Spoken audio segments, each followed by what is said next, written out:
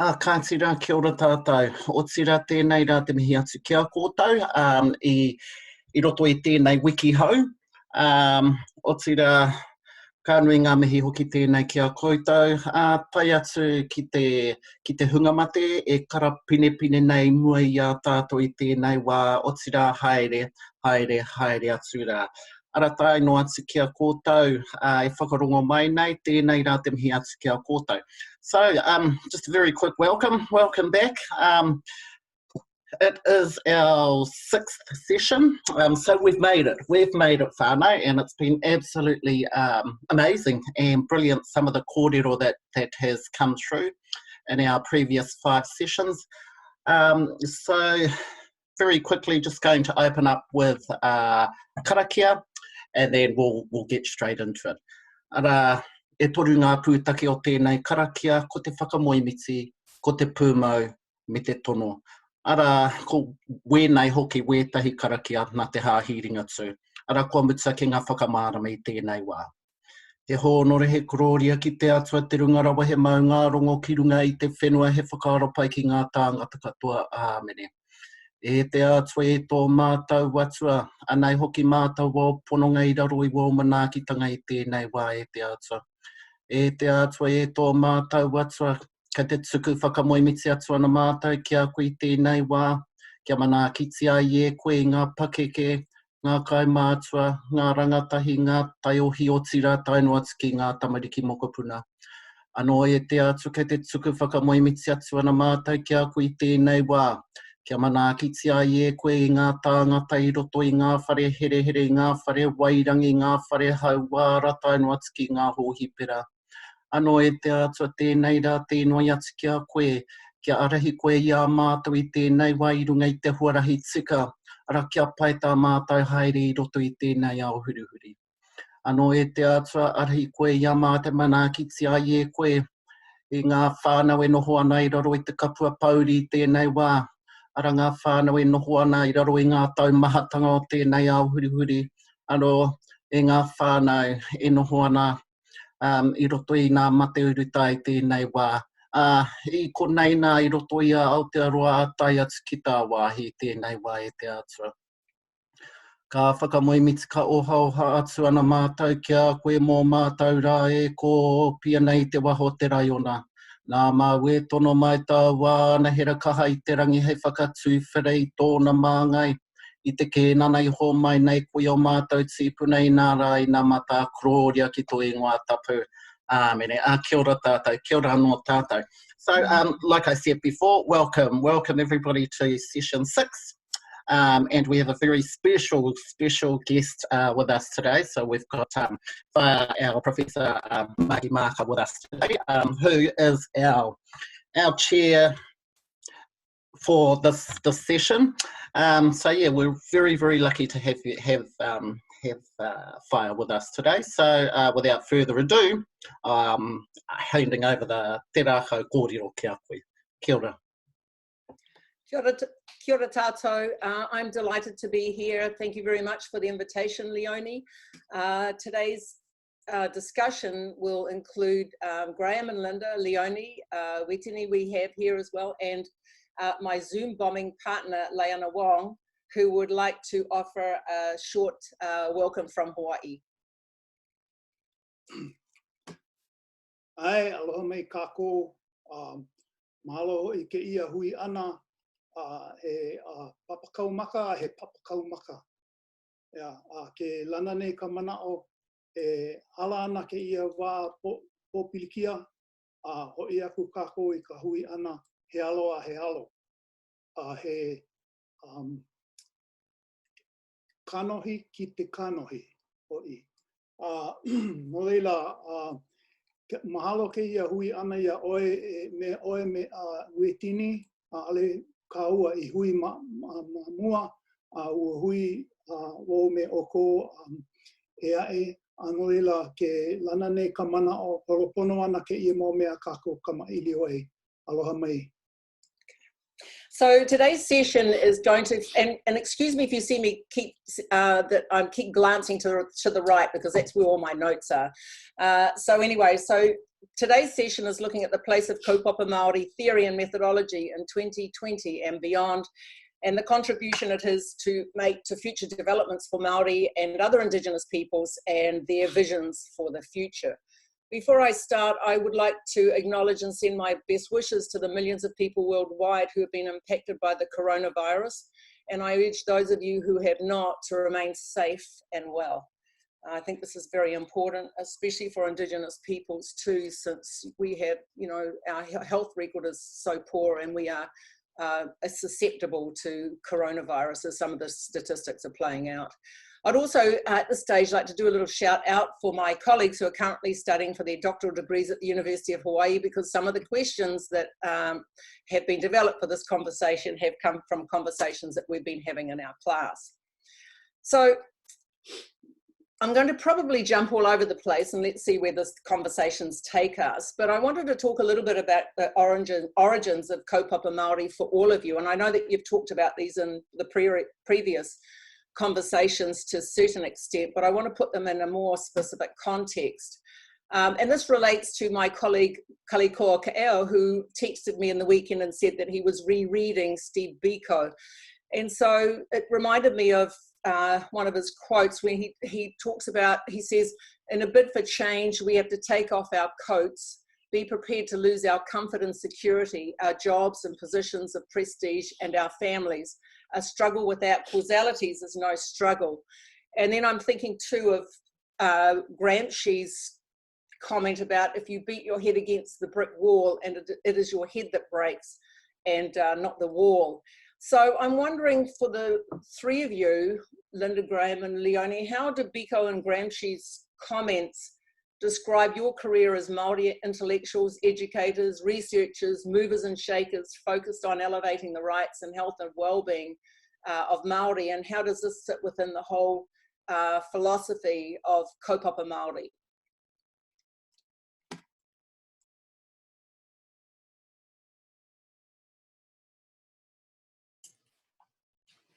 Who's going to start? You. Oh, well, I'll start.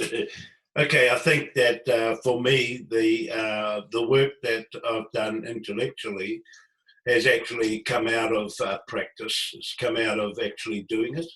And it's been a principle that I've sort of tried to maintain all the way through my academic career to date, to the point where the people I tend to associate with are people who've got blisters, as I've said before, blisters on their hands, who have the practical experience of doing this. I think for me, it's important amongst culturally, amongst our own people, to our credibility is often attached to what people can see.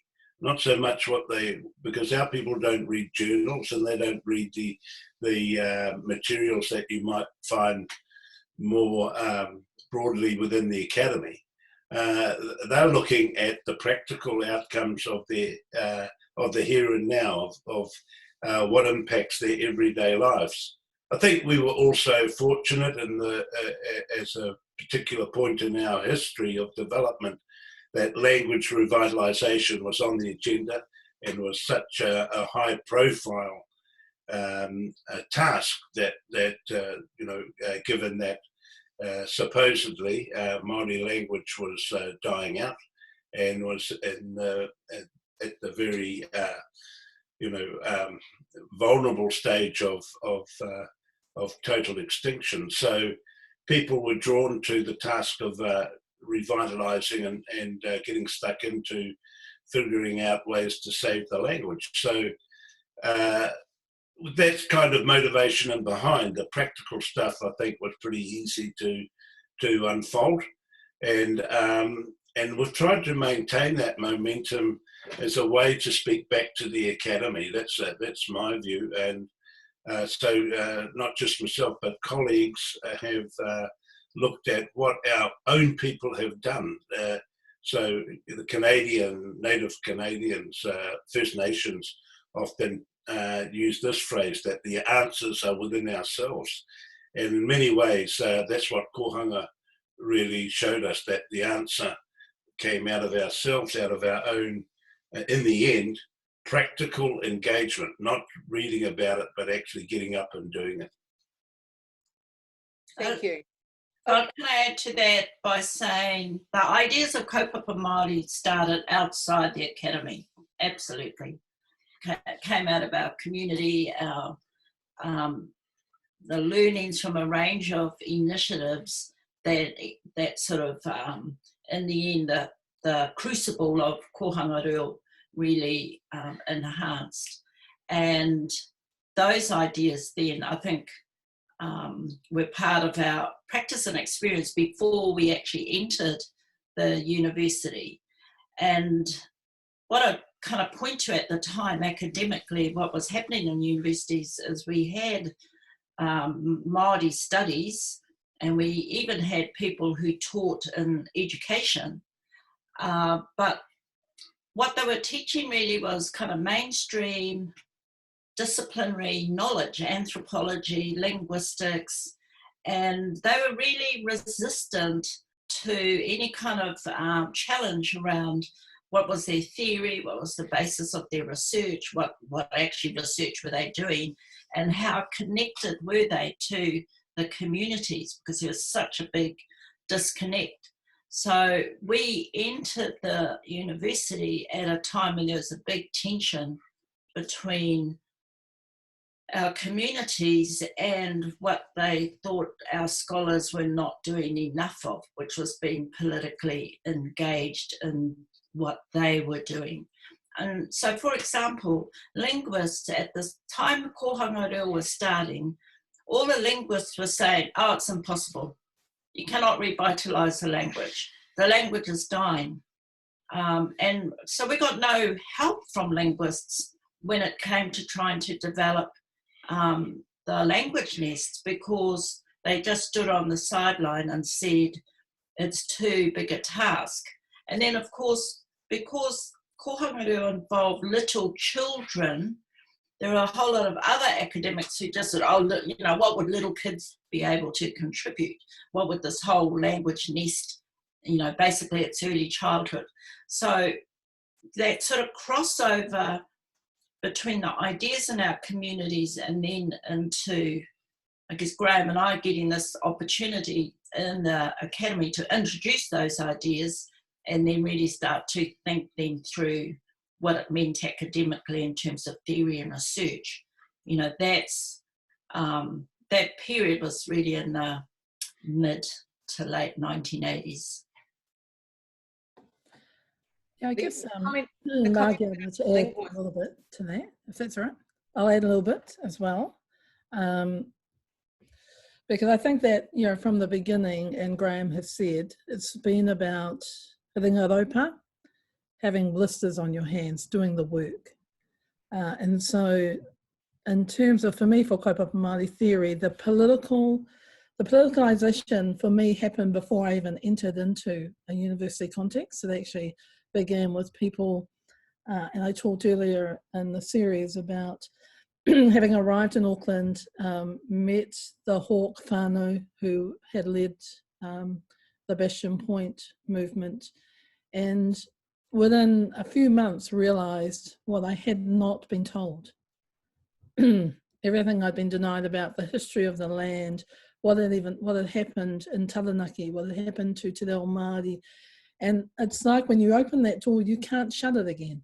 You can't walk through that, into that political knowledge and then close it. So I think that what Kaupapa Māori theory did, and Kaupapa Māori did for me, was gave me a way of understanding that. Gave me a way of thinking about it structurally, gave me a way of thinking about it through a theoretical frame in order to then apply that in a whole range of other contexts. So for me, Kaupapa Māori theory, when it's applied in a form of activism anyway, because it's about transformation. And, you know, Rangi Walker, you know, would always talk about hegemony, and very early on, you know, Graham would talk about that notion of the organic intellectual. Rangi would talk about, you know, the notion of the subaltern.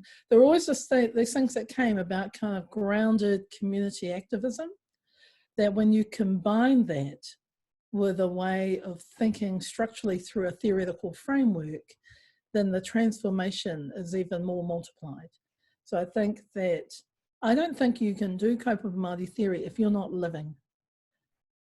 I don't think we can do this kind of transformative work if we're not living it. You can write about it, you can write articles about it, you can do a whole academic career about it, but actually if you're not living it, you don't really theory, and which is demanded, I think, by our communities.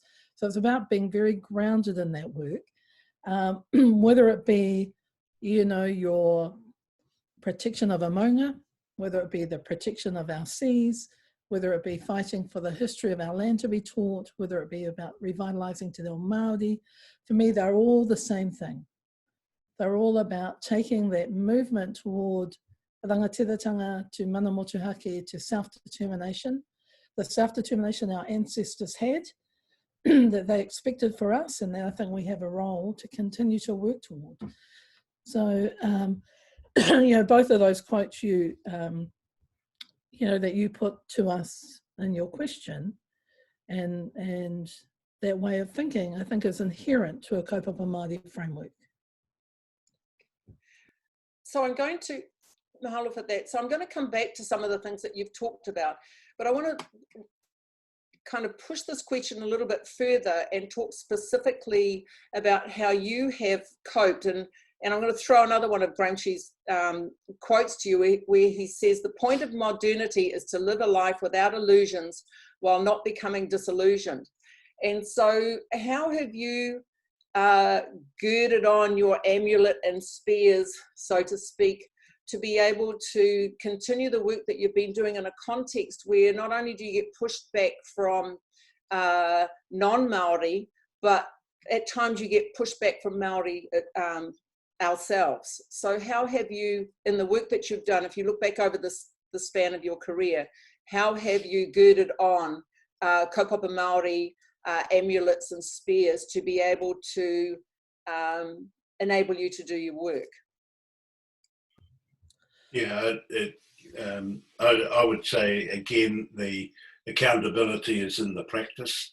It's quite closely aligned to what the people see in the visibility. I think all the way through this is that a lot of the stuff that I'm speaking about, not speaking so much, you know, just about what I think, it's actually a reflection of the communities of interest that are actually engaged in doing the transformative work. So there's that part, but you know, always once you engage with the academy, you do have that duality, and that you know, that line that you're trying to walk between the responsibility of our accountability to our own communities and trying to figure out how we make space. I won't say that we're, you know, bending over backwards to get credibility at any cost in the academy, but there is also how you take things forward in the academy. So you've got to, you know, choose your battles, I think, and choose the stuff that what I call the politics of truth, knowing where we're compromising to make space, because we're looking for a longer game.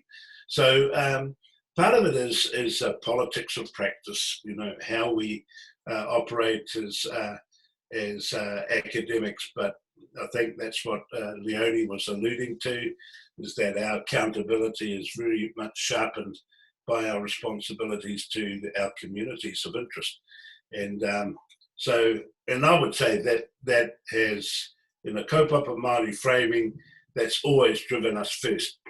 Then our job, because we're in the academy, is how do we reconfigure this to make space, say, for our students' work and for knocking back the academy where we feel that it's encroaching on, you know, well, it's still peddling the line of assimilation and colonisation and so on. So I speak about this in many ways, of course, and I've also used the sort of terms of multiple strategies, multiple sites of struggle, and so on. So it's not one engagement, but you know, I think the idea of many engagements. And the key element here is understanding that when we use, that it's about unequal relations of power, yes, that's true, but we need to understand that actually power is not a homogeneous, holistic set of, or just one element. Power is mediated through many sites in different ways, from naming, from theory, from pedagogy, and so we need to engage and resist in lots of sites. So yeah, it's I would say it's really in the politics of our practice, Margie, that we're mediating that with a strong accountability to our communities of interest. Yeah, I'd just say, firstly, especially in the early days, we had huge support to articulate these ideas. So, not only were we involved in trying to set up a kohanga and then set up a kura and a whole, change the Education Act, but we were part of a group, and other peoples that, we met, or people we met as we travelled around talking about these educational ideas. There was huge support and a huge appetite to do something really, really different from the status quo. So I put that there, that we're part of a sort of movement, and have always received a lot of support for the work we do from our communities. But then on the other side of it is, we're both well trained in theory, sociology theory anyway, and in educational theory. And what we know from the theories that we were trained in is they could not and do not answer the questions that we have. They cannot and do not solve the problems that we have. There's always this limit. So Graham talked about critical theory, but even critical theory really had no understandings about how transformation works on the ground. That it's not a sort of lightning and then suddenly everything is fantastic. It's work, and it's kind of evolves, and things go backwards and things go round and round, and different kinds of leadership kind of come out of this, different possibilities that we didn't imagine from the beginning. And I think what our work in Kaupapa Māori has added to theoretically in the literature is this very deep, nuanced, on the ground understanding of what it means for a community to engage in something that they're told is impossible, what it means for them to see the possibilities of what they themselves have created, and then how that kind of motivation drives through other changes. I mean, a lot of people would not source all the changes in the Māori world to Kohanga Reo, but I would say Kohanga Reo brought together a lot of change, and then kind of added enormous power to our sense of just being able to get on and do it, and not pay attention to the naysayers and the doubters and the haters. Yeah, I just want to follow on from that, because I think, Margie, no change in the Māori world has come easily. No transformative way of being for our people since colonisation has come easily. It's come with struggle, with resistance, with challenge. It's come with pushback, most heavily, I would say, by the Crown and colonial structures, but also at times by our own, because that is the power of the hegemony within which we're living.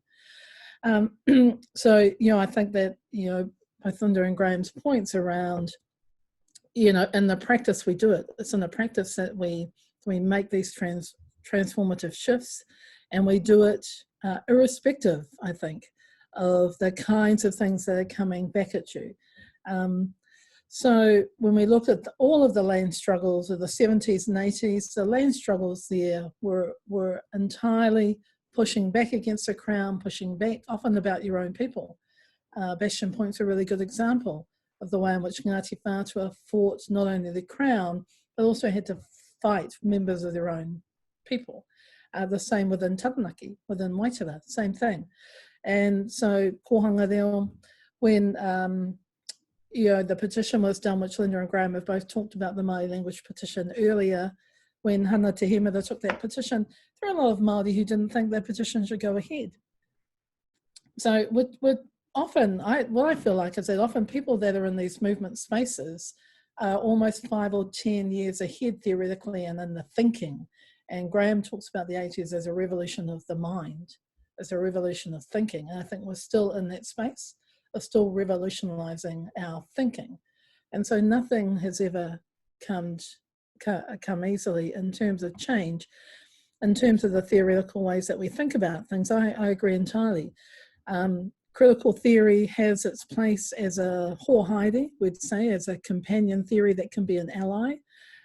Within feminism, white feminism's never provided for Māori and Indigenous women, never provided the kind of critique that we have, which is located in our interrelationships with our men, with our whānau, with our elders. And so the creation of mana wahine as a kaupapa Māori theory, for me, was really critical, because it gives us that space as Māori and Indigenous women to think about how relational we are within our own people in ways that white feminism could never provide us. So they can be useful in some ways, but they will never be and never provide the kind of answers that we have and that we need. We've said for a very long time, the solution is in our own hands. We've said for a very long time, we are not the problem, we are the solution, and we know what that means. And so in terms of that, and that is a form of activism. I think the other thing that we have a role to play as activists, as intellectuals, as kaupapa Māori theorists and researchers, is we have a role to play as allies. And I guess when I think about quite a lot of the work that I've tried to do, it's been in a space of being allies to other movements. So being allies to other whānau hapu iwi movements, being allies to other Indigenous movements. Ensuring that our whanaungatanga with Hawaii is seen and known with Mauna Kea. Ensuring that our whanaungatanga, our relationships, is seen and known in Canada with Idle No More. Those kinds of things that as Māori and as kaupapa Māori theorists, we have a role to articulate some things to support other movements.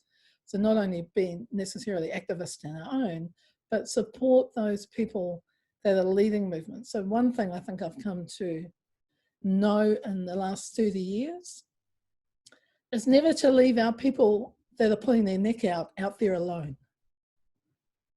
Always come in whatever way we can to support and to back them, not to take leadership roles, but to say, we're here and actually we do have your back.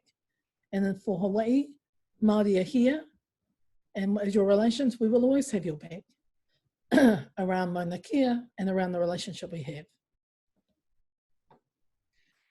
I want to talk a little bit about kind of jumping on and maybe sideways a little bit, talking about some of the things that you've been referencing, some of the things that you've been talking about, but more in a political context. And Graham and I had a little bit of a conversation with this over email, but I'm interested in the concepts of democracy in particular and capitalism in particular, as they are viewed as sacrosanct in a Western world. We had a discussion in our class recently about the whole concept of manifest destiny, which has been the hallmark of American colonization in the Pacific, which is a doctrine that believes in the expansion of the United States throughout the continents, as being justified and inevitable in terms of making money for the American economy. Do you think that there are 21st century iterations of this, these notions of capitalism and democracy, and what are they, and how should Indigenous peoples push back, and can Kaupapa Māori be used as a framework to accomplish that? So I think probably if you can talk a little bit more about your thoughts about democracy and how those have positively or negatively impacted Māori and other Indigenous groups, and then this whole notion of what we're trying to achieve for our peoples within this whole, sitting under this whole umbrella of capitalism, which the New Zealand economy definitely plays into as well.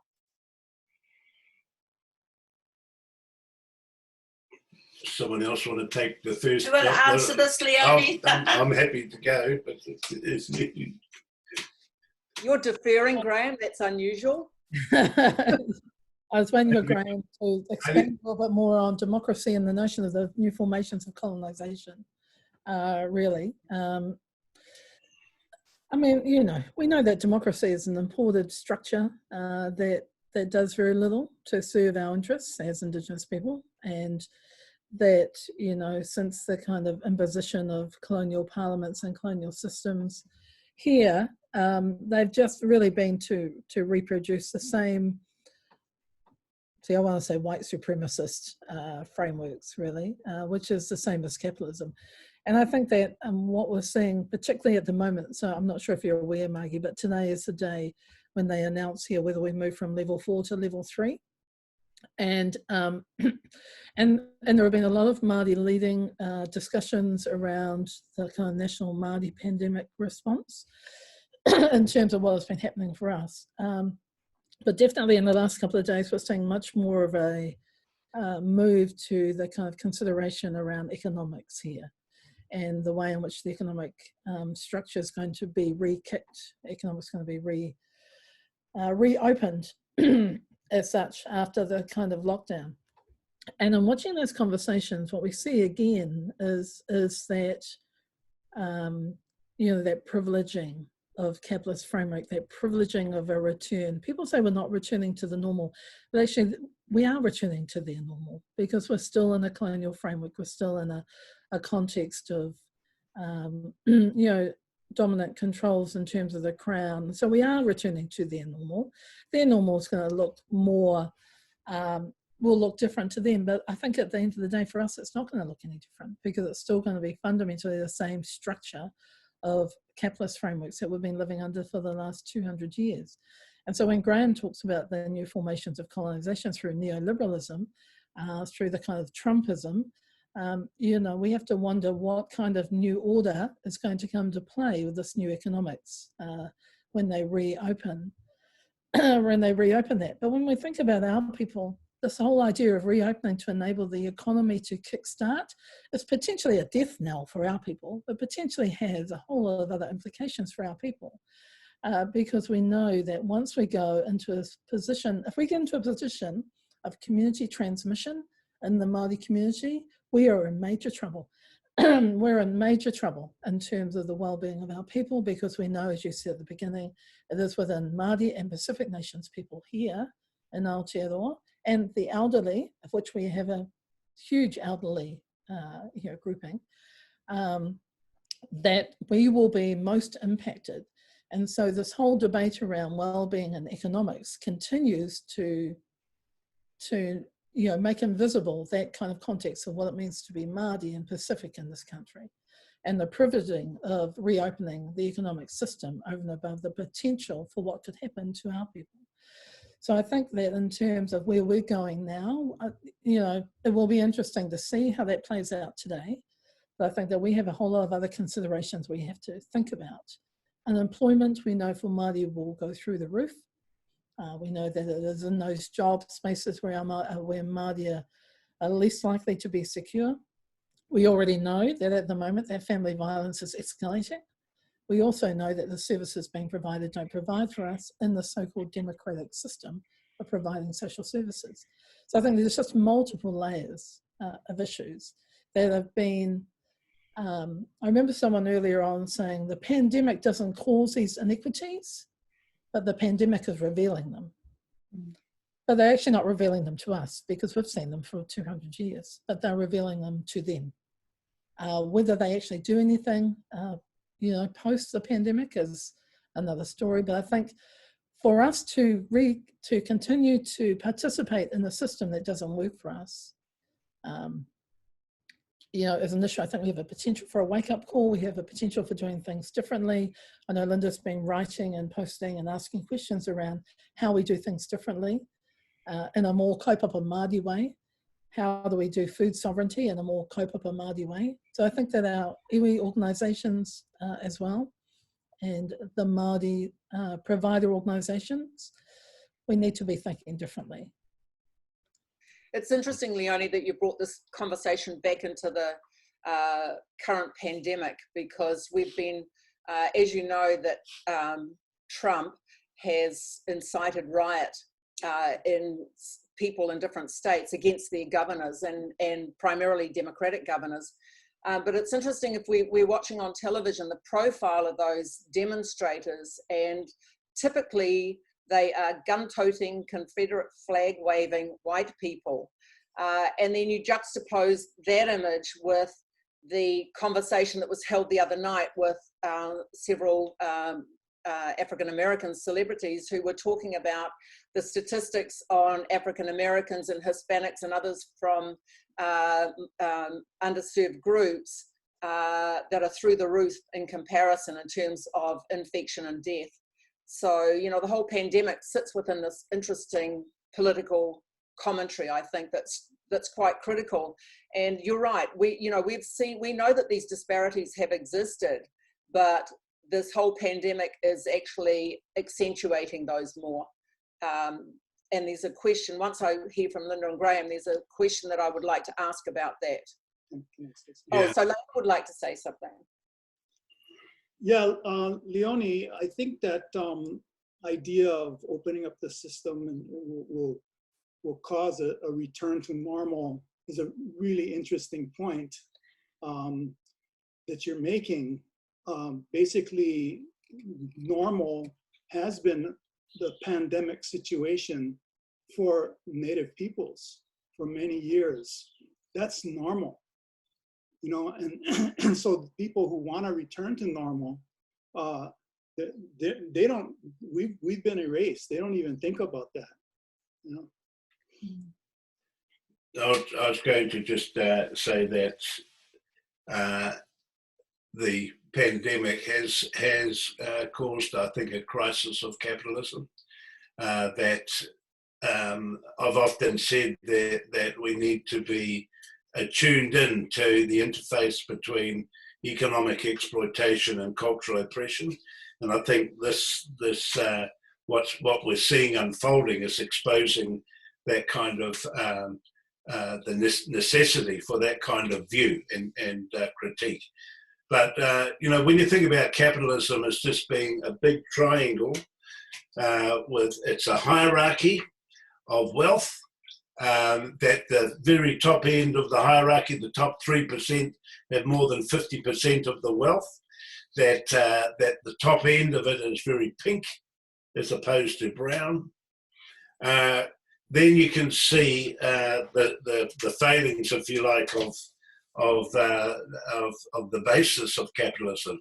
Put that alongside your other commentary about democracy, then I would say that actually there's always been the problematic with democracy, in my view, hasn't been democracy per se, but actually democratic process in the way in which it's been captured in terms of its definition. So one person, one vote, majority rule only serves to perpetuate existing inequities, where those who have control and power are able to reproduce that. And so, I think, you know, when I look across the Indigenous world, that a number of our Indigenous peoples are in a little bit of trouble with this, with the hierarchy, because you know, the worries about employment, in my view, yeah, sure, people need to live and put food on the table, but actually the bleating is coming from the big corporates and so on, whose profits are at risk. You know, it's not about welfare in that sort of sense. I am a little bit heartened by what we have done over the last 3 years in New Zealand with the New Zealand Treasury, moving to what we call the wellbeing sort of framework, and you know, sort of dividing the New Zealand, or measuring New Zealand experience, particularly in the public service, through the rollout of 4 different capitals which includes financial, and what's the other one? So natural, human, and social capital. And by being more differentiated, being able to at least pretend more overtly that we are looking out for the interests of the population and the well-being advancement. So, but I think that what this challenge is posing is that we need to think about, more, I guess, the socialist response to mediate hardline capitalist frameworks of the economy, and I think that's what's showing out. It's just showing all these inequities in very severe ways. And again, we've got to ask the question: what changes for us? Because whether we like it or not, the existing inequalities that differentially impact Māori are an issue that hopefully we can put front and centre when we come to reconsider where we've got to. Linda, did you want to say anything? No, I'll pass.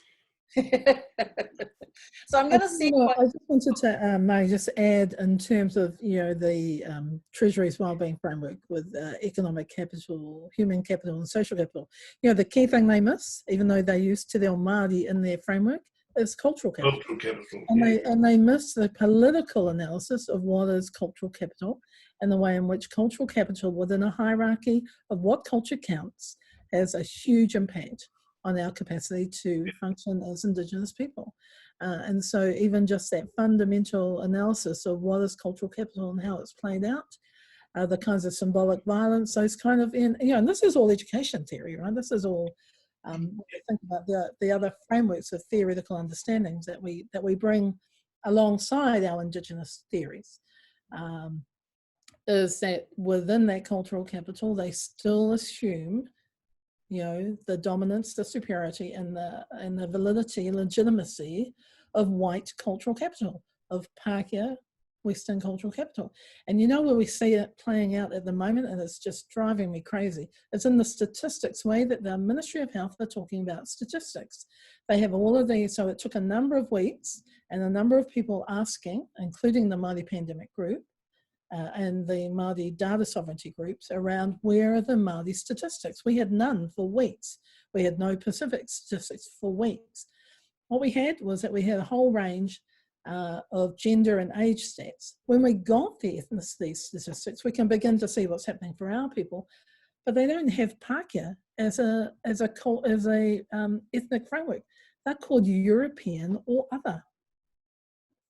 Pākehā people here are not European, so who are they talking about? So their cultural capital is still located in being European.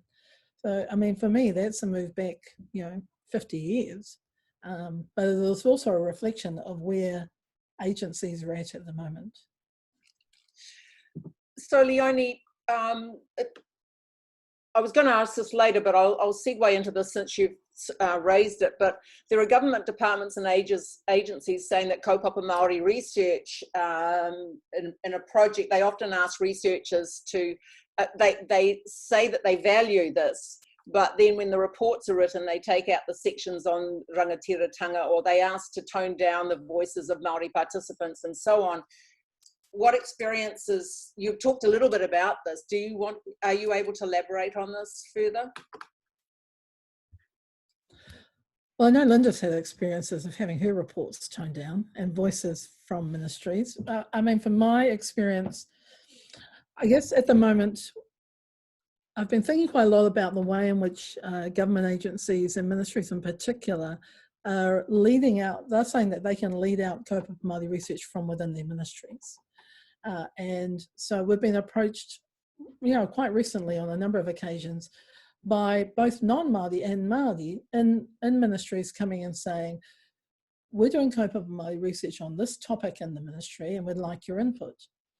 So that raises a number of things for me, but probably the most important issue it raises for me is around the notion of who does Kaupapa Māori research and where it's led from and where it's driven from and its source. And the source of Kaupapa Māori research is from within Māori. It's from within Māori communities. The same way that Linda and Graham talked about, you know, the movements that we have, kohanga, they came from our people. They didn't come from a government agency or from the Crown. In fact, the Crown fights these movements all of the time until they realise we're not going to actually stop it. And then they work out a way, as Graham would say, to try and co-opt us in many ways. So I've kind of taken this, and I guess I am known in the Kaupapa Māori area for taking quite hardline stands, and I do take a hardline stand on this, and that my view is the ministry cannot do Kaupapa Māori.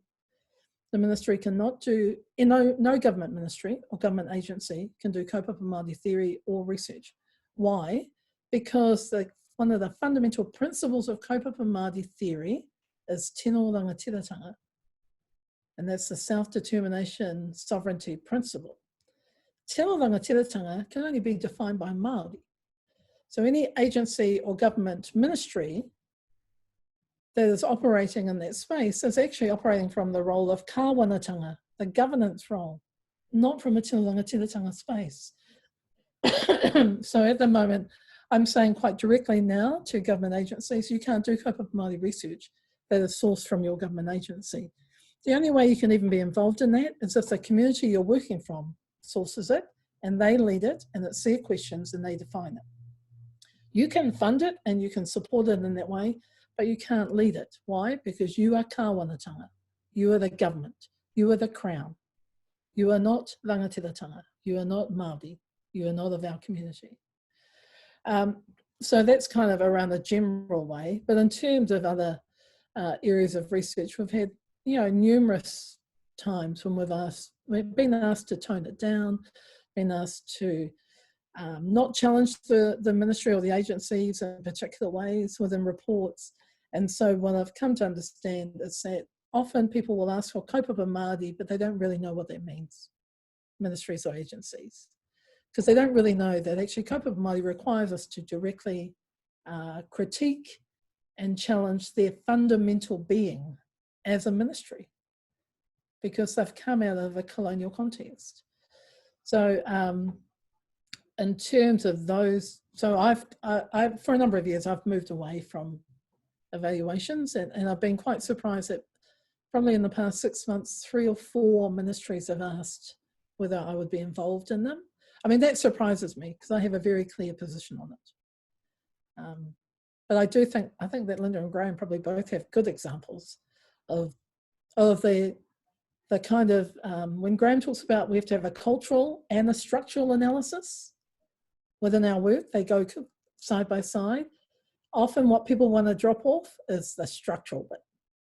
They want to keep the reo, they want to keep the tikanga, the language, the culture, the knowledge. They want our knowledge to inform them, but they don't want the structural analysis or the challenge to the system that is inherent in a Kaupapa Māori approach. No, I totally agree with all of that. And in fact, the most recent invitation to contribute to a department, my answer in the end was simply, you need to devolve the funding. This is at the same time as the John Tamahere's group also was saying they wanted more control of the funding, but different sort of kaupapa possibly. But you know, my view is that Māori want to ask the questions as well. We have questions that that link to some of our answers, and we want to, you know, follow those through. More often than not, when ministries are involved, they're setting questions that are totally foreign to where we are thinking. And again, really in the end, about reproducing, justifying the system, and it's got links to other purposes, which I think miss the point, and in the end aren't transforming. But yep, I think what we've learned is that again, the answers are within ourselves. We need the resources to enable us to do that. Kohanga has also shown that we can do a good job of doing some of these things when we're given the resources to enact our tino rangatiratanga, our self-development. Mm. But I totally agree with what Leonie is saying. I think with Kaupapa Māori also, you can't like pick and choose. It's not like a pack of sweets or lollies and, you know, you just pick out the lollies that you want or the sweets that you want. It's a way of thinking.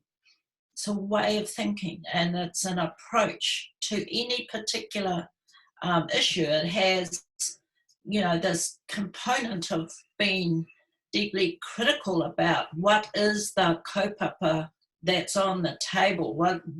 Not what is the question, what's behind the question, what are the ideas informing it. And that approach goes all the way through then to what might end up either as a piece of research or, I mean, we're not even interested in research for its own sake. We're doing research because we want it to lead to something transforming.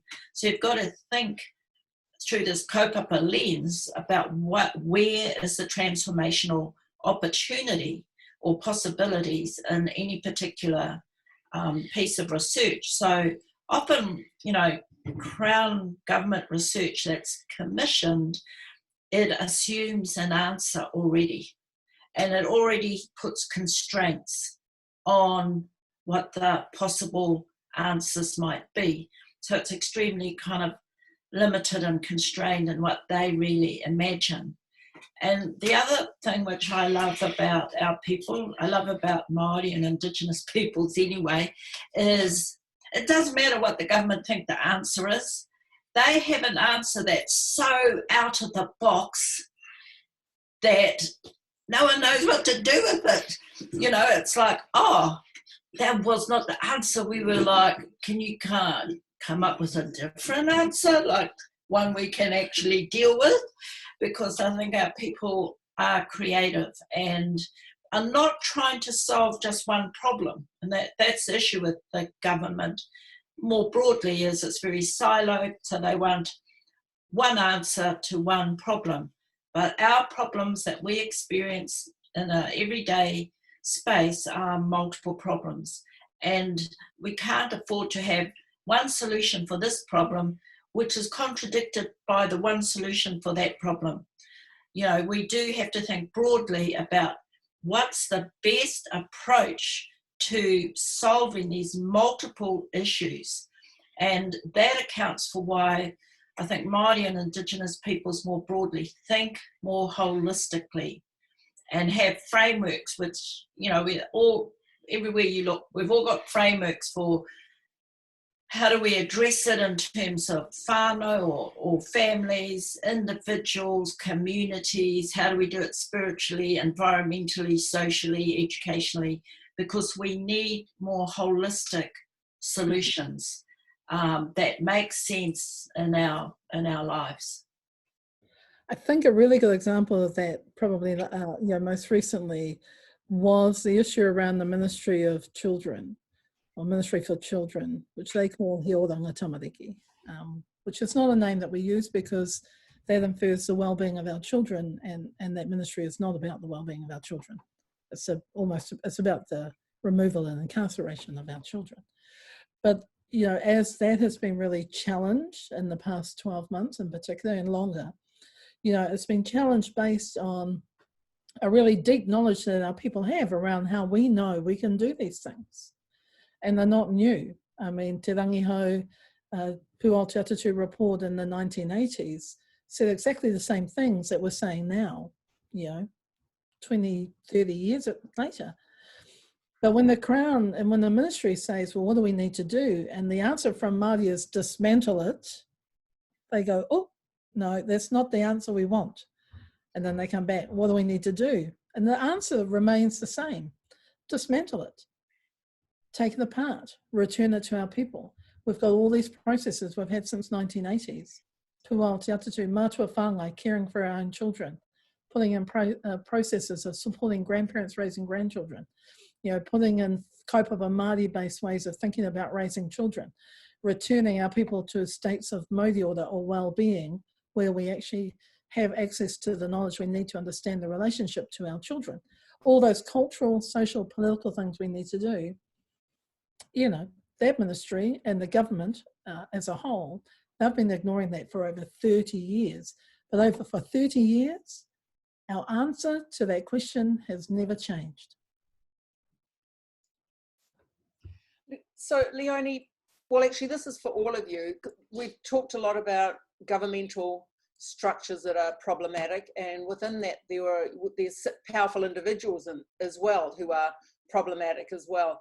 So, and I'm going to raise this here because a lot of people who are more in the international arena don't understand some of the types of conversations that go on in Aotearoa. But I do want to reference here the Bob Jones Saga, where he, for those who don't know, where he created a Maori gratitude day where Maori would bring us, I presume that us as Pākehā, breakfast in bed or weed our gardens, wash and polish our cars and so on, out of gratitude for existing. And as we know, this has gone now through the legal arena and so on. And one of the comments that he made, I believe it was in court, is that you have to be sick not to see the item as a piss take, meaning that it was a satirical commentary that people shouldn't really get bent out of shape about. We have a president here in the United States who does the same thing. He makes comments like that, but the problem is that they incite ignorant people into action. So if we look at that notion, and I don't really want to spend the time talking about Bob Jones, to be honest with you, but if you look at Kaupapa Māori, I'm wondering whether it's too late for the likes of Bob Jones, but can Kaupapa Māori be employed to awaken non-Māori to the rights of Māori, or is this even important in the greater scheme of things? I'll start. I think someone needs to do that, but I've done it and I don't want to do it anymore. I want to put my energy into Māori and into Indigenous issues. And the fact is, we've got a numerical problem. There are not enough of us to be doing all this work. But I spent the early years of my education career, you know, teaching and setting up the curriculum and courses that can facilitate Pākehā non-Māori understanding. And our Treaty of Waitangi is a fantastic framework that kind of gives Pākehā actually a space in New Zealand. That's what the treaty does. But energy-wise and reciprocity-wise, I get much more joy out of spending my energy in trying to support our people. And, you know, as you might know, that in itself is more than one whole full-time job. Just looking after our own people is complicated, challenging, drives you nuts, makes you laugh, makes you cry, can make you angry, can make you grieve. It's huge in itself. And we're the tangata whenua, and we are also a minority. So the kind of work that has to be invested in us and our people is really important. And I think if we get distracted by, you know, fighting all these battles outside, the truth is we get worn down. And there are a lot of people of my generation who did that early work of, you know, biculturalism, multiculturalism, working with, you know, non-Māori communities. And that's, I think you need youthful energy and you need optimism. You need to believe they can change. And I think younger ones have that belief, whereas older ones like me are a bit more cynical and think, well, you can change one white person and there's a million behind them. And the reality is you don't have time to change the million. You need that one person to turn around and educate the next 10, the next 100. whereas we need to put our best energy and our best minds to supporting our people. So that's my personal position that I've come to. I teach mostly Māori students. I don't mind teaching non-Māori, that's fine. But in terms of this positioning myself, and the truth is, I get more joy out of working and focusing on our own people. And I think we get more back from them. Yep, me too. But the other side of it is that I think all of us, you know, are involved at various points of trying to educate the other. If people are willing, and I feel that you know, there's a sense of genuine engagement, I'm happy to share. But yeah, if it's just simply going to end up being a decoration for somebody's CV or an institutional, you know, make them look good so that they can go out and do research prospecting off the back of Māori, you know, pathology and so on. I'm not interested. And in fact, you know, very recently I've had to sort of think about these kinds of things pretty deeply because, again, it fits between the politics of distraction and also the politics of omission. You know, there's a key thing here, and I learned this by looking at what happened at Waitangi when Māori decided to have press conferences, hold them in the house, block out keep no Pākehās allowed. Well, lo and behold, what happened? As soon as you block everyone out, they're trying to climb in the windows to have a look, and you know, and in a sense, there's a learning strategy there for me. Is that when you say no, don't come in, suddenly people start to question, you know, why, and try and get in, and their ears are open possibly a little bit more. But you know, I think there's a little bit of a tension there between that engagement and disengagement.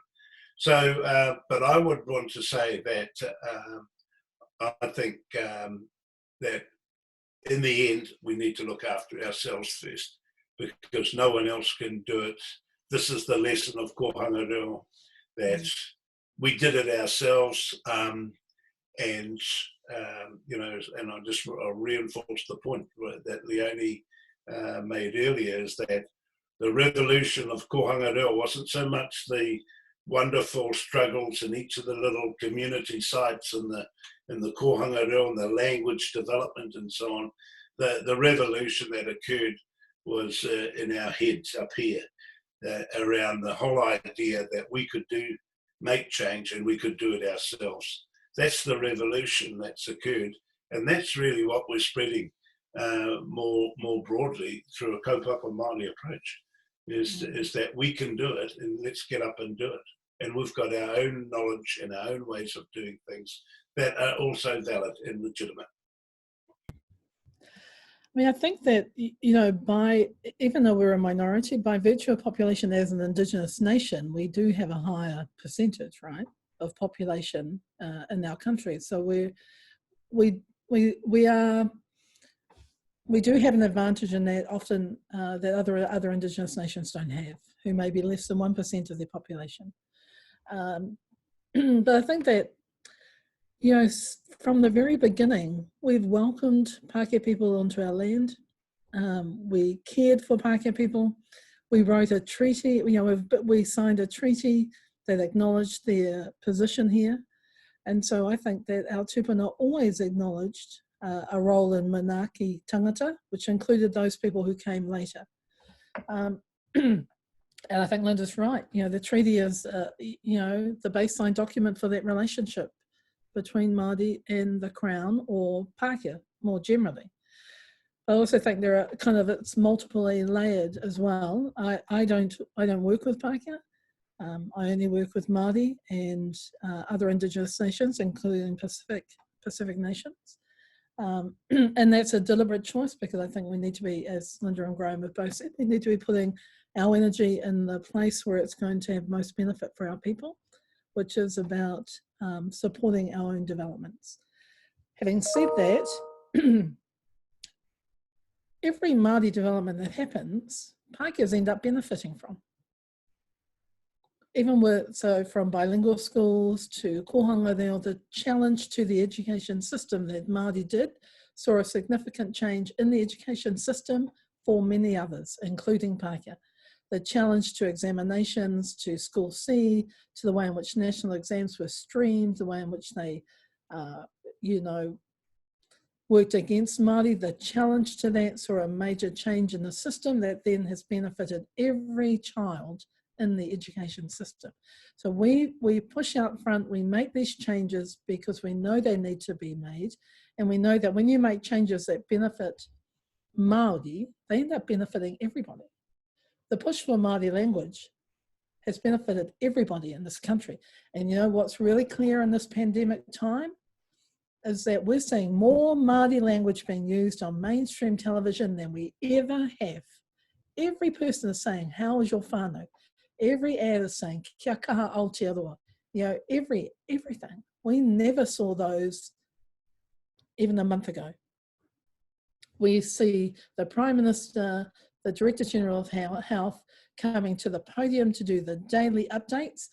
Every day they say, tēnā koutou katoa. We never saw that before.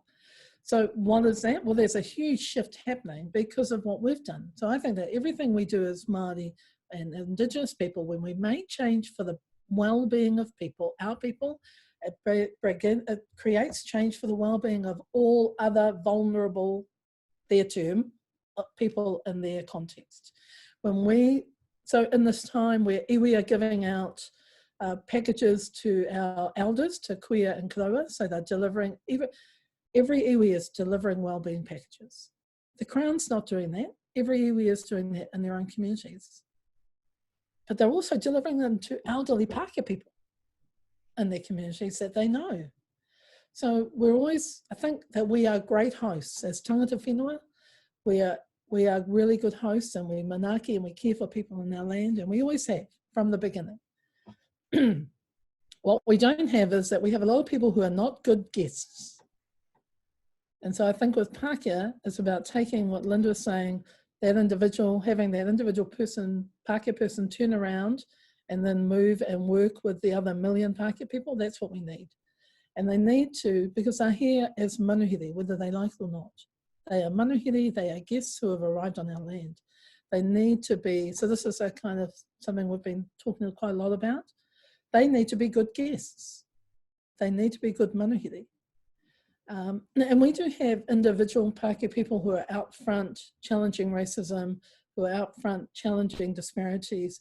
I mean, there are a number of them, particularly in the health sector and the education sector. Anne Milne, you know, that kuia, as a Pākehā woman, Pākehā kuia, has been really instrumental in challenging racism in the education system. Individuals like that are doing really great work, and we need them to do that work with their own people, while we do our work with our own people, and that they do it in ways where they maintain a relationship as manuhiri to tangata whenua. Yeah. I don't want to bust into this too much because I know it's your ideas that is important here. But some of the stuff that you guys have been saying about not looking at them, not worrying about them, but looking at ourselves. And I think for us, what we got to realize here, at least, is that there's a lot of compradors over here. And, you know, looking after ourselves, that's where we got to be critical of ourselves. And I think we're seeing things happen. This is what I tried to bring up the other night about Graham at your talk about transformation. The question was, can transformation go too far? And people sort of start out good and get better, and then eventually start going the other way and becoming compradors and carrying the water of the colonizer. So anyway, I just wanted to put that out there to say that yeah, I think I don't care what those other people do. You know, they're not unchangeable. You know, it's our people that are my concern, and amongst our people, I can see some that are like way on that other side of it.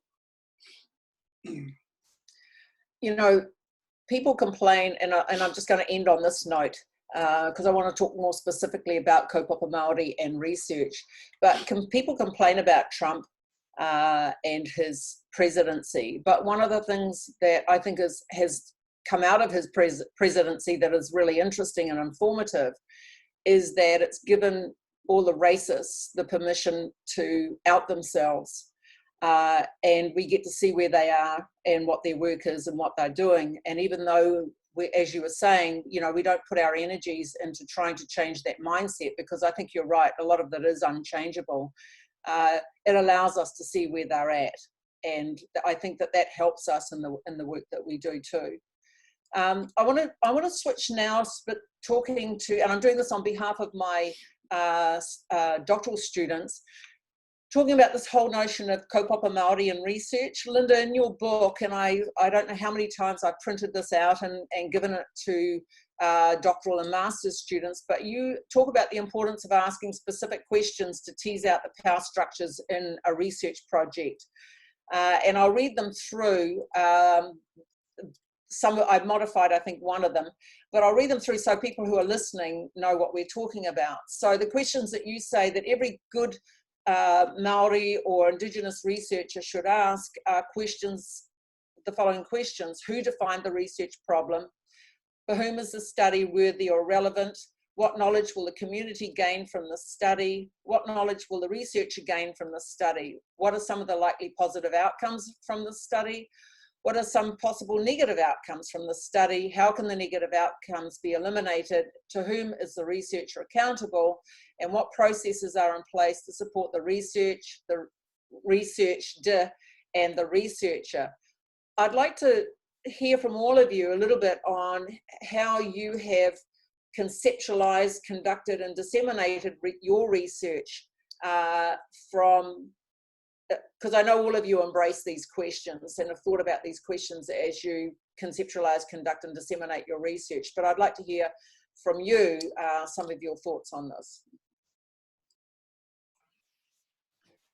Oh, thank you for reminding me about those questions. Yeah, I mean, I just think they are fundamental to any piece of work that we do.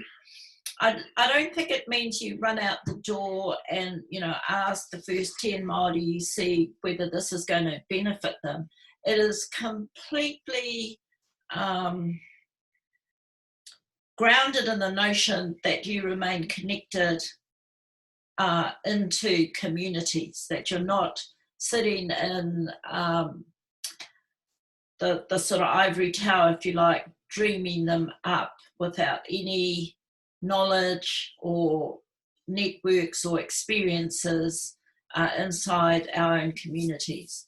I think what I've learned over the years is our communities will actually permit us to ask quite challenging questions once they trust where our heart is or where we might take this. But I think in the current projects I'm working on, and Leonie can talk about these because she's the lead researcher, you know, we've done a lot to try and be really transparent about our processes, to engage our communities, not just in, I guess, the conversations we want them to have for the project, but that they become part and parcel of the whole project. So we take them on a project's journey with us, and they might be someone we've interviewed or been attending one of our hui or gatherings, but then they come back into the project at a later point, or they stay in the journey and they're there at the end. So they can kind of experience the research part of a research, but also can get out of that some of the networks, some of the relationships, and some of the ideas that they need to pursue their own work. And I think, you know, it comes down to really deep collaborations with different kinds of communities, and a sharing of not the knowledge at the end of a project, but a sharing of a knowledge at the beginning and throughout a project's entirety. And that often, I think lately it's meant a sharing of our thinking processes. So I think the last big project I was on with Leonie, that was a kind of evolving process of the researchers being quite open and transparent about how we were interpreting our data and doing that in front of our community partners, so they could see where our minds were going. And I know a couple of times, you know, they've looked at me and thought, I can tell they're saying, like, where on earth did that pop out of? But it's meant we've been able to have these interesting dialogues. So to me, those questions are premised on the fact that a researcher is deeply involved in the community. It doesn't mean to say you're in the community working, being the social worker, being the nurse, the researcher. That's not your job, you're a researcher. So you're in the community in terms of the ideas, the issues, having them be able to interact with you so you're not a stranger to them. I think that's really important, and that they feel confident sharing the sorts of concerns and questions that they have. I'll leave it there. Did you want to carry on, Leonie, or Graham, do you want to? No. Or go to Leonie. Oh, that's good. I'll carry on. I think it's when everything Linda's just talked about again has been about relationships. Our way of, our tikanga, our way of being as Indigenous people, in my view, is really grounded in our relationships, in our whanaungatanga, and how we relate, how we connect, what our obligations are, what our responsibilities are, what our accountabilities are. And so over a period of doing a whole range of different forms of research, I think where we're at now in terms of what a Western frame might call co-production and others might call co-production, we would call whanaungatanga, we would call Kaupapa Māori, we would call being in relationship, kanohi ki te kanohi, face to face, kanohi kitia, being the seen face, being a known person. I think, you know, often I'll hear communities say, oh, so-and-so came and saw us, a Māori person, researcher, and they're interested in that, and we sat down and we said, who are you? But they've already come in to ask for something, but they haven't actually forged a relationship. And so what we're doing in our work, I think, is that everything we're doing around our research is very sourced in community. It's very sourced in the work. It's the questions come from that work. And what we're finding, I think, Linda, we're on our third big project around family violence. And I said earlier in the series, it was not an area I wanted to work in. I knew family violence from my own experience, and I did not want to be working in that space. But we are working in that space, and every time we kind of start to develop some thinking with Māori providers who work in family violence and sexual violence prevention and intervention, they come through this process, they integrate it in their work. Our research findings are being integrated in the community work even before we're finished. And then they come back and say, you know, when Linda said da-da-da, we tried that with this group last week, and this is what happened. And then so the praxis of it, the constant reflection on it. And so we're constantly, over the period of time, working with Māori providers and Māori communities in a way where actually it is not a researcher-driven projects. These are community, and we're all Māori, and it's the intent of the work. The intent of the work, I mean, I just think we can't talk about transformation enough. And I'm not talking about transformation necessarily being 50,000 people on the streets. We've talked before about transformation can be the first person in a family, in the ohana or in a whānau, that chooses to put their child into language immersion. And when that child is in a kohanga reo or a punana reo, and they begin to learn the language, that changes life for that entire whānau. and it changes intergenerationally the life of everyone that follows.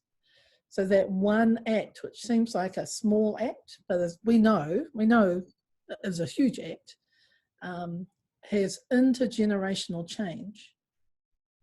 And so the transformation in these projects is often incremental, and sometimes it can be really huge change, like changing a whole way an agency works. And other times it can be that you teach something a little bit different in your work that changes whānau lives. So in terms of, you know, that kind of work, I mean, that's what I'm really interested in. That's what I want to spend the rest of my life doing, working with our communities.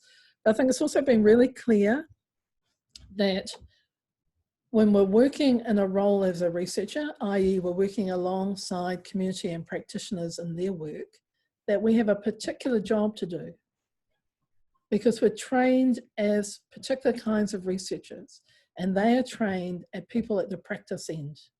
And so we bring them together. So I know that when we're working with family violence practitioners, I am not a family violence practitioner. I'm a researcher supporting Māori wanting to transform the well-being of whānau. And I have particular skills to help do that, but it's always in line with what they want. So the first piece of work we did, the latest piece of work that we're about to put out, He Ora Ngā Ngākau, which is Māori approaches to trauma-informed care, that arose not because Linda and I were interested in trauma-informed care, but because we'd done work with Cheryl prior around what historical trauma looked like for Māori. And so when we did that work with providers, then they said to us, in our new contracts, we're being told we have to contract to do this thing, trauma-informed care, but it's Pākehā, it's Western, it's white, it's not going to work. We want you now to tell us what a Māori one would look like. So that project grew from that. Then as we came to the end of that project, a group of Māori working in family violence said to us, well, actually now we want to know what a full model would look like. What are all the cultural components we need? Because we do this, this, and this, but we don't have a clear picture of the whole, of the wholeness of it. And so now we're doing that. So it's continuing to be working in ways where we're actually engaging those questions from a place that actually our communities want them engaged. So they're giving us the kaupapa. They're saying this is the area we want work in, go and do it. And actually when your people ask you to do that, it's very hard for you to say, oh no, I'm actually more interested in doing something on this. You know, they want, you have to engage in that. So the whole way in which we've been thinking about the idea of co-production or co-design, which is the Western frame of thinking about it, we think about it as whanaungatanga, as being relational and doing it in relationship with each other. And I think that's really critical in terms of how we're moving forward with Kaupapa Māori research, because, and I want to pick up on Leonie's point around, you know, even within our own, working within our own, we come across those that continue to benefit from a white system. And so they will continue to operate in a way that is not, you know, does not work or doesn't resonate with what we're trying to do, you know, and they will carry the water or they will do what's required in a white system. But actually we have to, in my view, we have to just move beyond those people, because in time, the ancestors will remind them that's not an okay thing to do at some point. You know, there are whole other ways of doing things, spiritual level things that actually we have no control over. So I chant, you know, the work Linda and I have been doing, particularly with people like Tūtama Wahine community organisations, they just go, and they will say to us, we're not worried about them. We don't want to talk to them. We want you to talk about these people. So we just bypass them and we continue. But I have a lot of faith in our tūpuna rebalancing things in ways that they need to be rebalanced. And when we come back to the original question around Kaupapa Māori methodology and theory and methodology, for me, the reason that I do this is because I have absolute faith that we've been given from our ancestors everything we need to do this. And so I have total faith that Kaupapa Māori theory, Kaupapa Māori ways of practice, Kaupapa Māori methodology, alongside our relations, ways of doing things, Indigenous ways of doing things, is the answer for our people, is the answer for this planet.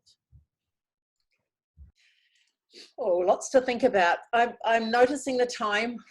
We're getting towards the end of the session and I'm only halfway through my questions. So maybe there's a part 2 of this, or we continue the questions during my class on Thursday. But I am going to end with this question. And it has to do with the mentoring of those of especially my doctoral students. In terms of Kaupapa Māori theory, and I'm thinking about, you know, some of the interactions and conversations that I've had. So there's two pieces to this question. Is there a possibility or a problem with the fact that Kaupapa Māori theory or methodology might become lockstep, in the sense that there may be other ways of thinking about things but students are constrained to think in a certain way? So that's one of the questions. And then the other question is, what part in the scheme of Māori research or research for Māori do Western theories fit? And how do you do that? Well, in my view, the short answer to the first question is no. I think that all of those who are involved in Kaupapa Māori theorising will understand that one of the key elements of it is the notion of praxis, where we're constantly renewing and reforming, reflecting on where we're up to. I think the other little bit attached to this is that every person who's engaged in looking at Kaupapa Māori, I think if you're from another international context, you need to think about your own particular cultural hemisphere, and you apply, you look at the ideas that we've been playing with. Do they fit, or do they need adaptation, and so on? You need to tailor them for your own place. So we're not trying to colonise other cultural groups here. I think what we've done is we're saying this is what's been working for us. These are some of the nuances of it. Have a look at it. It might be relevant, and you can do that. On the other second part of the question about I was taken by the question that you asked last time, Margie, around Audre Lorde's. Can the master's tools dismantle the master's house?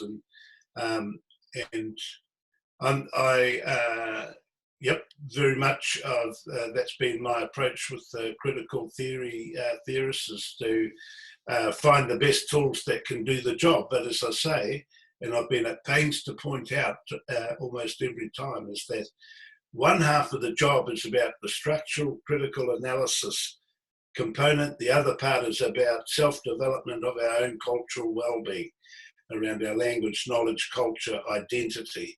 So these two things need to be handled simultaneously. So I've got no problem using the master's tools. In fact, I would gravitate more to, although it's a little bit out of context, to Malcolm X's statement, by any means necessary, in the sense of getting a job done. And whereas I know that Malcolm was meaning a whole different kaupapa there with the in terms of the resistance initiative. But my thing is that we need to use the best tools, get the best analysis. If we can't get accurate analysis of what's going wrong and how it's going wrong, we ain't going to come up with the right answers. And it's as simple as that for me.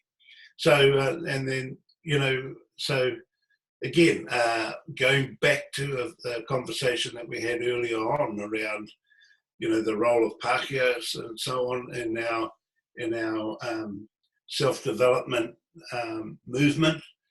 Yep, there's some really good allies, and in our New Zealand academic scene as well, who we use, we talk to, and actually the best allies are the ones who feel that they are inadequate. In other words, they know their limits, about how they can contribute. And I've always found a lot of space and time for those academics who start from that position, and then they. But there is space for the best tools that are available to us from wherever they come from to help our what I call our revolution that we want to be in charge of. You finished? Yes.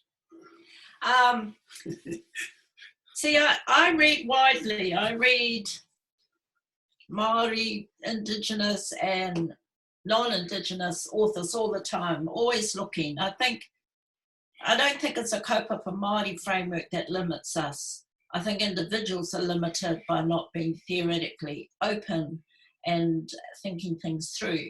The principles of Kaupapa Māori are very open principles.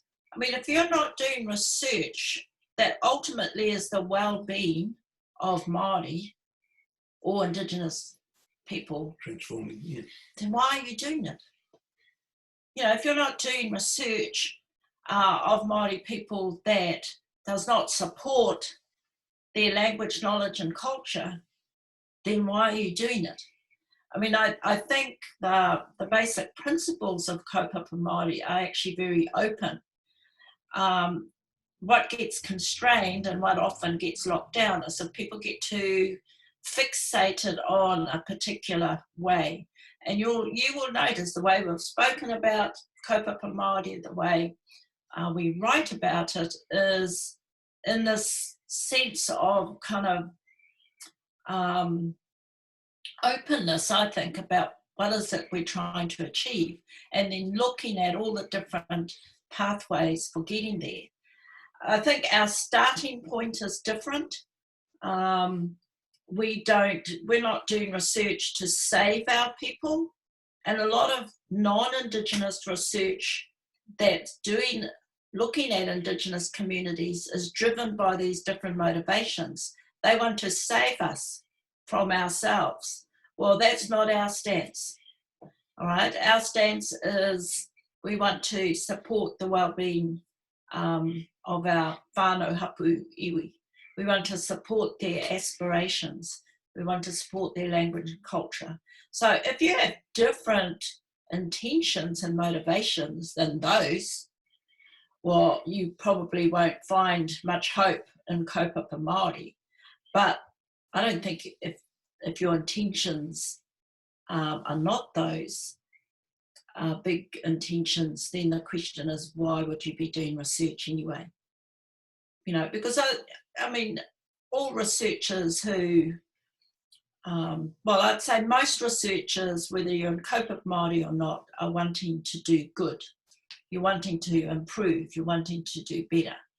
I think what we in Kaupapa Māori have set out is, here's some fundamental ways in which being driven by these positive motivations actually hones in on Māori. See, one focus could be, I want to save the entire world. And there's a lot of researchers who think like that.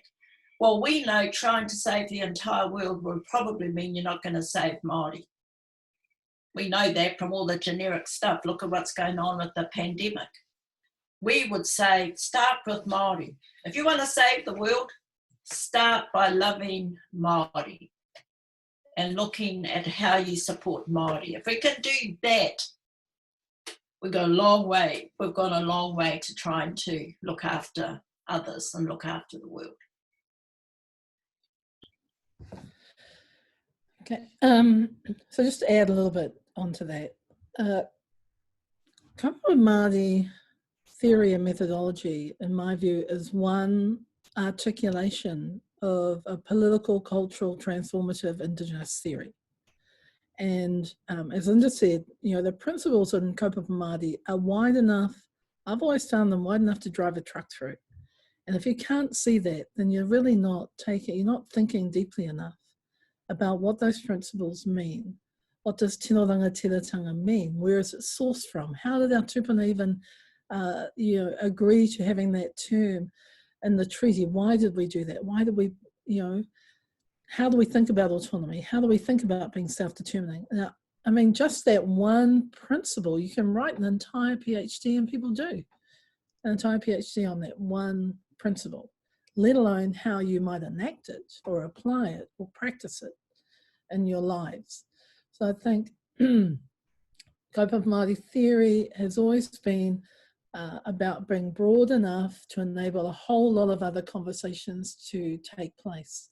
Under Tiroanga Tiratanga, I know within my own work, I then layer it down a little bit and I talk about Te Tere Tio Waitangi, because that is a founding document. But in order to talk about that, I also have to talk about the whakaputanga, the Declaration of Independence. So, you know, there are layers and layers, and it's really the level to which you can think through each of these concepts and understandings. Taonga tuku iho, as those things that have been handed down from our ancestors, is everything. It's our entire Māori world that's on taonga tuku iho. So I think, you know, having people think more deeply and connect more deeply, and sometimes that means connecting more deeply yourself as a Māori person, is really important. But under Kaupapa Māori, that's an umbrella for a whole range of other theories, which is why I've always said manawahine theory is a Kaupapa Māori theory. It's a particular kind of Kaupapa Māori theory. But anything within the Māori world that has a structure to it that you can apply as a structural understanding, which is all theory is. So I think we need to remember all theory is a structured way of thinking, framework of thinking. I think Linda wrote that Kaupapa Māori is a framework of understanding to explain, to understand, and then to apply. Because I think that's where people are not quite getting it. And some of the work I've been reading is how do you apply these to an analysis? In order to apply tino rangatiratanga to an analysis, you have to have a strong understanding of what it actually is. It's not just self-determination. It's much more than that. Rangatira as a word itself is much more than that. And so I think that there is a lot more layering of learning and understanding that we as researchers need to bring to the principles and think about them. We also need to know that they're umbrellas through which we can then frame a whole range of other theories and methodologies. I think for Indigenous people, our theories and methodologies have to come from our land. So where I think other Indigenous peoples, in the same way that we use other Indigenous theories to support and affirm what we're doing, the theories of our land are right here. And so we need to be developing frameworks and theories that come from our lands. Kaupapa Māori comes from Aotearoa. It is a framework from this land that can be used as an ally for other Indigenous peoples, affirmed and legitimated.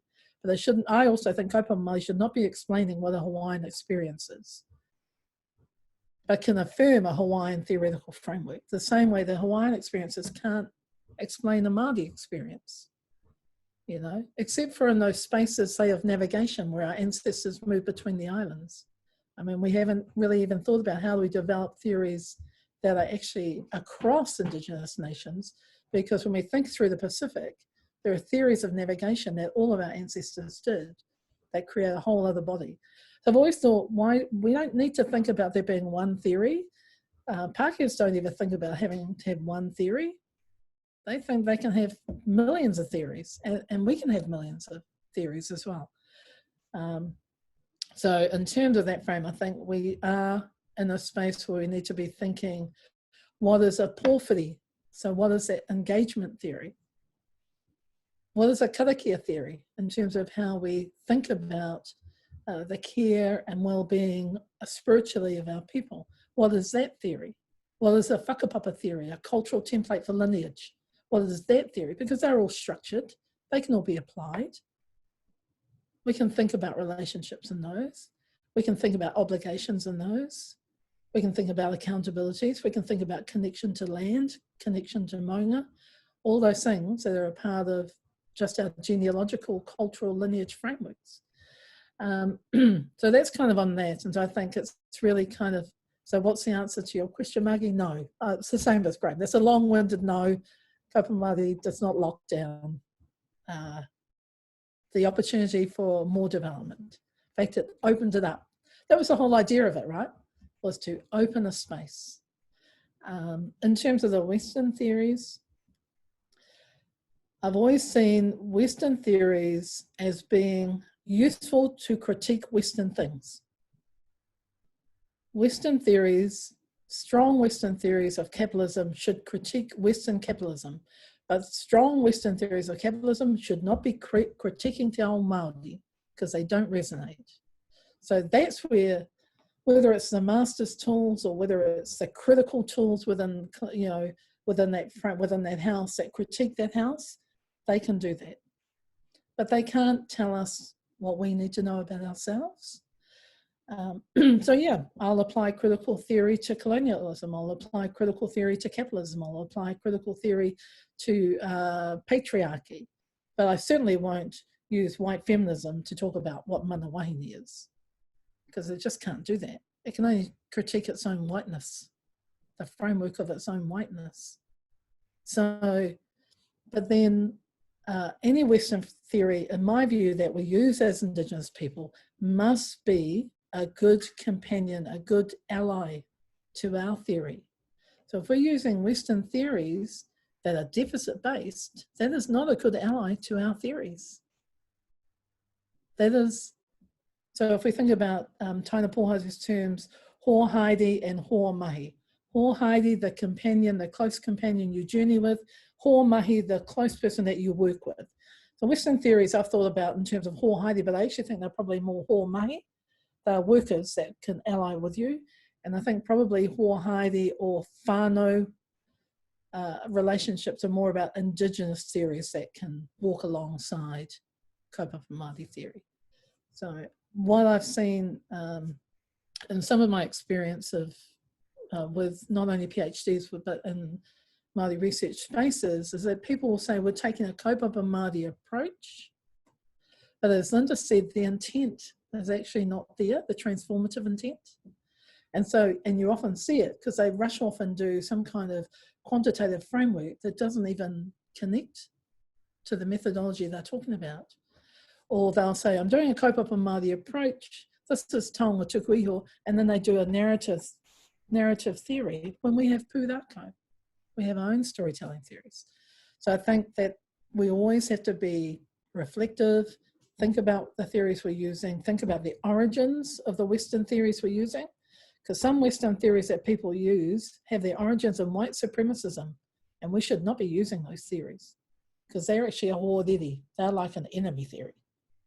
So, you know, so I mean, I have a lot to say on this kaupapa, but I do think that we have to be very much thinking about any Western frameworks that we use strongly to critique Western things, I think is fine, but they have to align to our fundamental kaupapa of how we work. Because if they contradict us, then we shouldn't be using them. Okay, awesome. So we are at the end of time for this session. I just want to let you know that I had questions on conscientization and transformative action that I was going to fire at Graham. And then I had a whole bunch on leadership and leadership succession. And then a whole bunch on transforming institutions, especially indigenizing institutions, and then specifically talking about your futures. So if there's not a part 2 of this session, then I'm just going to have to rely on discussing this in class on Thursday. But it's been an awesome conversation. Thank you, Linda, Graham, Leonie, Wetini, for this opportunity. And I look forward to my students who will be watching this, getting some feedback from them as well. So if there's any last word that you would like to have before we sign off, and then Leona would just like to sort of do a final greeting or farewell. Just from me, you know, to all the students out there, I think that to summarise where I'm coming from is, don't be a jacuzzi intellectual. You know, get out and do the work that needs to be done. You know, so I want to be able to you to show me what you have done, past tense, not what necessarily you would like to do and are going to be doing, and so on. In other words, a more to co-opt your term before, your more manifest and practical outcome in relation to the mahi that we need to do in transforming. So Graham, I'm just going to end a little bit and then I'll give Linda and Leonie an opportunity to speak. So on that note, will we be expecting the seminal book on Kaupapa Māori and your career sometime very soon in the future, based on the presentations of 500 slides that you have typically done in the past? Yes, that's we can look forward to that. Yeah. His life's a book. Yeah. Part of it is doing it, Margie. Practical, blisters on the hands. I can show you several slides of my blisters. Thank you. Linda, Leonie, did you have any parting comments? No, nothing from me. I'll quickly say something because the kids are coming up to make breakfast. Just, I guess, you know, I think if we're going to engage in Kaupapa Māori in any way, or Indigenous theory methodology in any way, you know, we just have to have faith. I really do. I think having faith in what our tupuna have given us, what our ancestors have given us as a way of understanding the world and being in the world, living in that way as much as we possibly can. You know, putting that up front, being committed to learning more about ourselves constantly. I think in terms of, you know, applying, it really is about, you know, having no doubt. And I think that's really what I've been very fortunate to have developed alongside people like Linda and Graham and you, Margie and Leona, and the Indigenous communities that we have and the Māori theorists that we have, is that we have a strong belief that actually we do have the answers in our community, and whether or not our colonisers want to know or hear those is not the issue. It's whether we can hear them for ourselves, and we can trust in our own ancestors ourselves and trust in our capacity to be good ancestors now and good ancestors in the future. So, kia ora.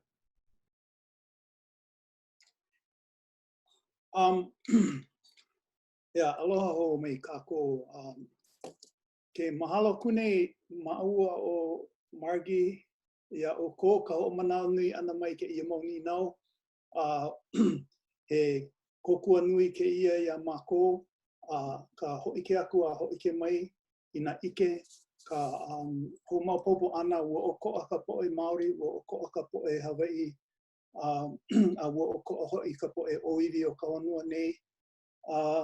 No leila, mahalo hoi ia oe weitini, ka ho manao nui ana mai ke ia mo o lelo.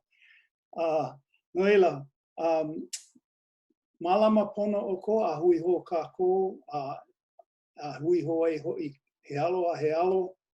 No ko mea ke ia hui ana he screen to screen.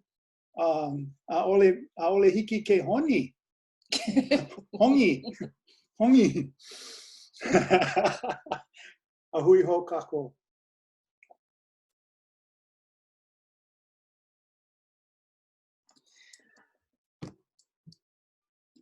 Is waiting even time.